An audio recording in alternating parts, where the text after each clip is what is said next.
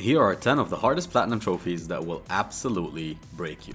First up, Wolfenstein 2, The New Colossus. This platinum is infamous for one trophy, Mein Leben. This trophy requires you to beat the entire game, which is about 10 to 12 hours long, on the hardest difficulty, permadeath mode, with no checkpoints and no saves. One mistake, one random grenade you didn't see, one glitch, and you're right back to the beginning. People have lost 8-hour runs to a single enemy they didn't even notice. The rest of the platinum is totally manageable, but Mein Leben is what separates casual players from actual psychopaths. Only 1.22% of players have this platinum, so plan for about 50 to 100 hours of attempts, mental breakdowns, and questioning why you do this to yourself. Next up, Crypt of the Necrodancer. This is a rhythm-based roguelike dungeon crawler, and the platinum is genuinely one of the rarest on PlayStation. You have to beat the game with multiple characters, but here's where it gets insane. The Undeadly Trophy requires you to beat the entire game 10 times in a row without dying using one specific character. Not 10 total runs, 10 consecutive perfect runs. Miss a beat, you're dead. Get unlucky with RNG, you're dead, and you start all over. There's also a speedrun trophy, but only about 37 people have this platinum out of over 32,000 owners on PlayStation. Expect 200 to 400 hours of pure dedication and rhythm game mastery. Now, let's talk Cuphead. This gorgeous 1930s cartoon-styled game is brutally difficult. Every frame is hand-drawn, and every boss is designed to destroy you. The platinum requires you to beat every boss on expert mode, which means faster attacks, more complex patterns, and way less room for error. Then there's the Pacifist Trophy, where you have to beat run and gun levels without killing a single enemy, which is way harder than it sounds. The game looks cute, but don't be fooled. This is a 20-hour nightmare of perfect timing and memorization. Your hands will hurt, your controller might get thrown, but that platinum will definitely feel earned. Number 4, Call of Duty Black Ops 3. The campaign was already controversial, but the platinum makes this game a whole different beast. You have to beat the game on Veteran, which is tough but doable. Then you have to beat every mission on Veteran without dying once. Then, and this is where it gets ridiculous, you have to beat the entire game on Realistic difficulty, which is essentially just one-hit death mode. After that, you need to complete all 16 Training Simulator rounds on Realistic, which is pretty savage. Add in all the grindy challenges on top of that, and you're looking at one of the most punishing Call of Duty platinums ever made. 100 plus hours of pain. Let's switch to Balatro. This is 2024's indie darling, a poker roguelike deck builder that's dangerously addictive. But the platinum is absolute insanity. You have to win a run with all 15 decks on the highest difficulty, which is already brutal, but then you also have to win on the highest difficulty with each of the 150 jokers in the game. You can typically only hold 5 jokers at once, so the math doesn't add up and the grind is real. Expect 200 to 400 hours minimum for this platinum. Some people might only get this in their nursing homes, but Balatro really is a game of a lifetime.